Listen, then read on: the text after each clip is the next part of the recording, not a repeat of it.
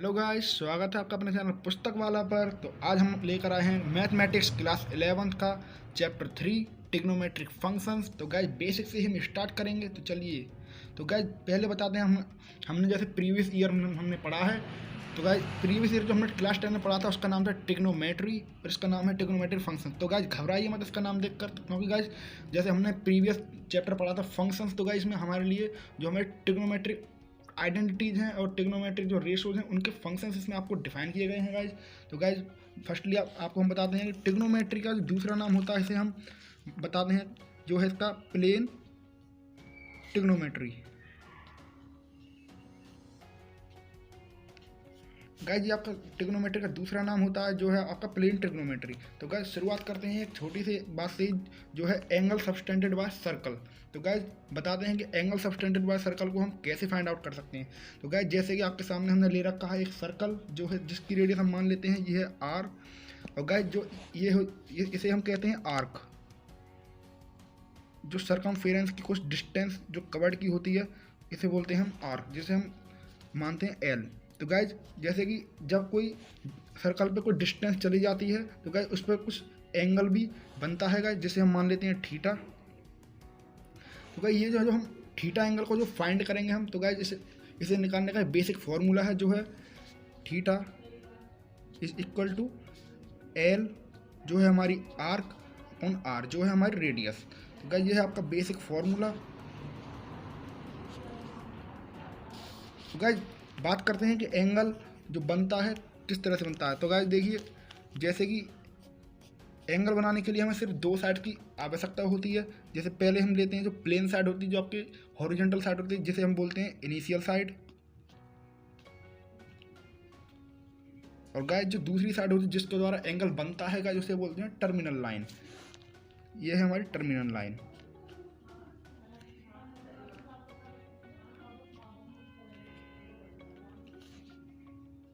तो गाइस जैसे कि हम मान लेते हैं इस एंगल को मान लेते हैं थीटा। तो गाइस जो एंगल जो होता है वो नेगेटिव भी हो सकता है, पॉजिटिव भी हो सकता है। तो गाइस जैसे मान जैसे गाइस जब भी जो आप हमारा जो टर्मिनल साइड है, टर्मिनल लाइन है, जब भी वो एंटी क्लॉकवाइज चलेगी गाइस, एंटी क्लॉकवाइज मतलब जो हमारी जो क्लॉक चलती है उसके अपोजिट चलेगी, तो गाइस उसे हम बोलते हैं जब बनता है हमारा पॉजिटिव एंगल। पॉजिटिव जब when terminal side moves anti clockwise. Guys anti clockwise का हम दूसरा नाम भी ले सकते हैं जो है हमारा काउंटर क्लॉक। गाइस इसका एंटी क्लॉकवाइज का एक दूसरा नाम होता है जो गाइस कॉम्पिटिटिव एग्जाम में मोस्टली आ जाता है, जिसे देखकर बच्चे ज़्यादातर घबरा जाते हैं। गाइस ऐसे ही हमारा एंगल जो होता है वो नेगेटिव भी हो सकता है गाइस, जैसे कि हम देखते हैं कैसे हो सकता है। जैसे गाइस ये है हमारी इनिशियल साइड। और गाइस जो टर्मिनल लाइन है अगर हमारी वो नीचे की साइड आ जाए, मतलब जो एंगल है अगर वो टर्मिनल लाइन अगर क्लॉकवाइज अगर घूमना स्टार्ट कर दे और जो एंगल सबटेंडेड होगा गाइस वो होगा हमारा नेगेटिव एंगल। जैसे गाइस ये है, ये बन गया हमारा थीटा। तो गाइस ये है टर्मिनल लाइन। तो गाइस ये इसमें हमारा एंगल जो होगा वो होगा नेगेटिव। तो गाइस व्हेन टर्मिनल लाइन या side moves clockwise then angle which made negative. और गाइस हमारा एंगल 0 डिग्री भी हो सकता है व्हेन जब हमारी terminal side and initial side एक दूसरे के ऊपर कोइंसाइड करेंगी। ये हमारी टर्मिनल साइड, इनिशियल साइड, और ये हमारी टर्मिनल साइड। और गाइस हमारा एंगल 360 हो सकता है व्हेन जब ये दोनों लाइन कोइंसाइड करेंगी। लेकिन ये गाइस हमारी इनिशियल साइड, ये है हमारी टर्मिनल साइड। व्हेन जब ये टर्मिनल साइड पूरा एक राउंड क्लॉकवाइज लेकर इस पर कोइंसाइड कर जाएगी। ये सिर्फ जब ही हो सकता है जब ये टर्मिनल साइड एक पूरा राउंड लेकर इस पर कोइंसाइड करेगी, जब ये जो एंगल है 360 डिग्री होगा। तो गाइस आप देख रहे होंगे दोनों का फिगर सेम ही आपको दिखाई दे रहा होगा, लेकिन इसमें सिर्फ एक अंतर है, जो है हमारी जो जो टर्मिनल साइड है इस पे पूरी पूरी तरह से घूमकर इस पे दोबारा आई है, लेकिन गाइस दोनों की जो वैल्यू होती है, दोनों की वैल्यू लेकिन सेम आती है। अगर हम ट्रिग्नोमेट्री के हिसाब से देखा जाए, दोनों की वैल्यू सेम आती है गाइस। तो गाइस एक बात और बताते हैं गाइस कि जो हमारी जो एंगल है वो इन्फिनिटी तक जा सकता है, क्योंकि गाइस जो मान लेते हैं जैसे कि सर्कल की एक रेडियस है, अगर उसे हम बार बार घुमाएंगे घुमाएंगे कंटिन्यूसली, तो गाइस एंगल जो है बार बार उसमें ऐड होता रहेगा, काफ़ी ज़्यादा ऐड उसमें होता रहेगा। तो गाइस जो हमारा एंगल है, जैसे गाइस जैसे क्लॉक रोटेट करती है क्लॉकवाइज, ऐसे ही जो इन्फिनिटी तक उसमें एंगल बनता रहता है। तो गाइस फर्स्टली जो हमारा जो एंगल है वो इन्फिनिटी तक जा सकता है। तो गाइस हम इसमें कुछ लिखेंगे जैसे कि angle can approach at infinity.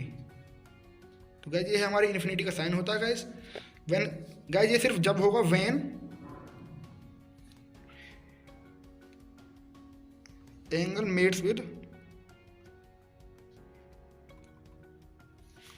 Positive. And then guys अगर हमारी जो टर्मिनल साइड है वो क्लॉकवाइज रोटेट करती है गाइस, इस प्रकार से अगर क्लॉकवाइज अगर इन्फिनिटी तक अगर रोटेट करती है गाइस, तो हमारा जो एंगल होगा, angle can approach at minus infinity. क्योंकि गाइस इधर हमने भी जैसे हमने अभी पढ़ा था कि जब टर्मिनल साइड एंड क्लॉकवाइज घूमेगी गाइस, तो हमारा जो एंगल बनेगा वो नेगेटिव बनेगा। तो गाइस इसलिए माइनस इन्फिनिटी तक पहुंच सकता है। तो गाइस हमने एक चीज़ यहाँ पर क्लियर की, जो हमारा जो एंगल है थीटा, उसकी जो रेंज है वो माइनस इन्फिनिटी टू इन्फिनिटी होगी।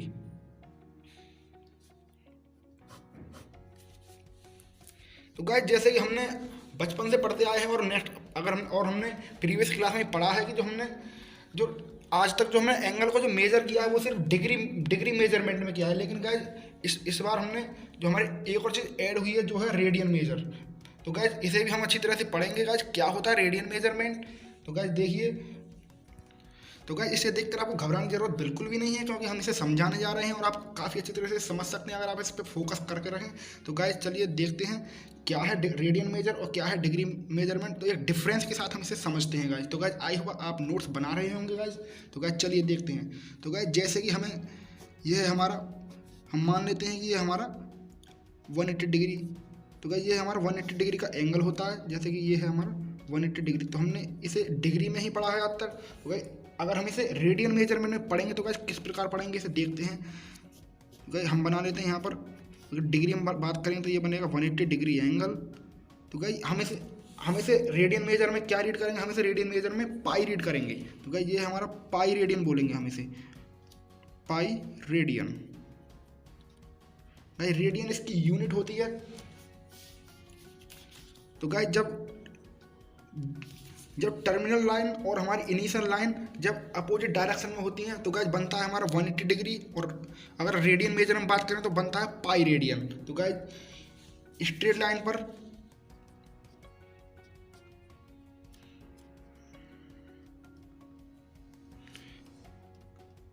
जो हमारा डिग्री मेजरमेंट बनता है वो होता है 180 डिग्री, और अगर हम बात करें रेडियन मेजर में तो स्ट्रेट लाइन पर जो बनता है वो बनता है पाई रेडियन। इसको हम RAD शॉर्ट फॉर्म में भी लिख देते हैं गाइस। तो गाइस इसको एक तरह से भी रिप्रेजेंट किया जाता है, अगर आप RAD नहीं लिखते हैं, अगर आप किसी कॉम्पिटिटिव एग्जाम जैसे JEE में अगर आप जाते हैं तो गाइस इसमें आपके लिए कुछ साइंस का भी प्रयोग कर दिया जाता है, जिसमें आपके लिए RAD ना लिख कर आपको कुछ साइन। तो गाइस इसको हम पाई रेडियन को हम इस तरह से भी लिख सकते हैं, ये जैसे पाई के ऊपर हम इस तरह का निशान बनाकर इसे भी हम पाई रेडियन ही बोलेंगे गाइस। तो गाइस बात करते हैं जो डिग्री मेजरमेंट और रेडियन मेजरमेंट के रिलेशन की, कि इन दोनों में क्या रिलेशन मिलता है गाइस। तो गाइस देखिए हमें यहाँ से मिला कि 180 degree is equal to pi radian. Guys ये हमारा यहाँ पे जैसे हमने यहाँ से देखा डिग्री मेजरमेंट और पाई रेडियन मेजरमेंट से 180 degree is equal to pi radian. तो guys 1 degree is equal to pi by 180 degree. Radians. और गाइस अगर हम इसे इधर ले जाएंगे तो 1 radian is equal to 180 degree by pi. तो गाइस ये हमारा रिलेशन, अगर हम किसी डिग्री मेजरमेंट को अगर हम रेडियन मेजरमेंट में चेंज करना चाहते हो तो गाइस इस फॉर्मूले को यूज करके हम चेंज कर सकते हैं। और अगर हम रेडियन मेजरमेंट से डिग्री मेजरमेंट में हम चेंज करना चाहते हैं गाइस तो इस फॉर्मूले की हेल्प से हम चेंज कर सकते हैं गाइस। 0 डिग्री 0 रेडियन के इक्वल होता है।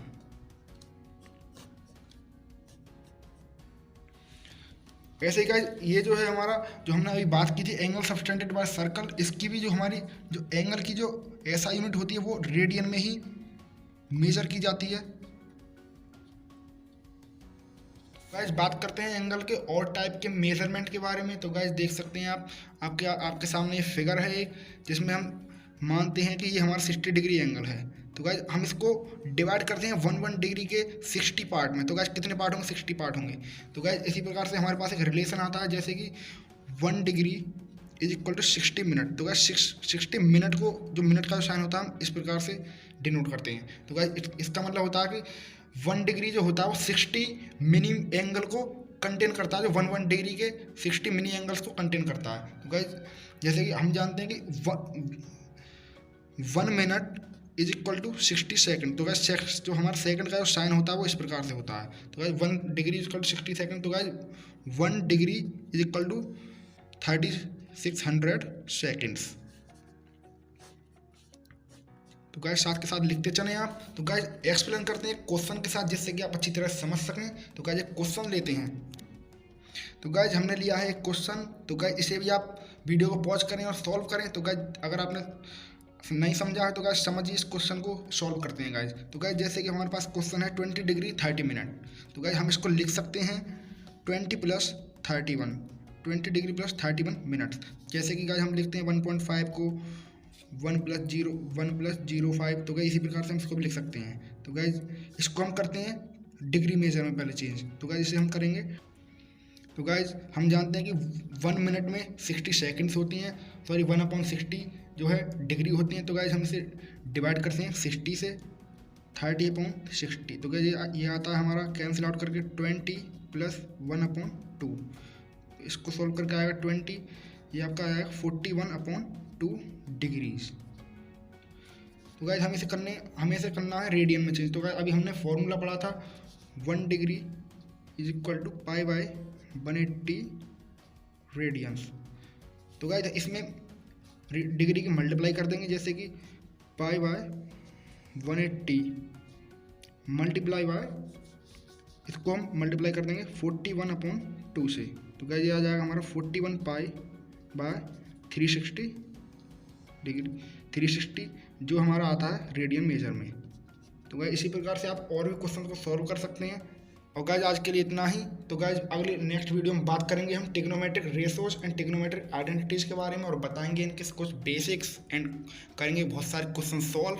तो चलिए गाइस आज के लिए इतना ही। Thank you guys.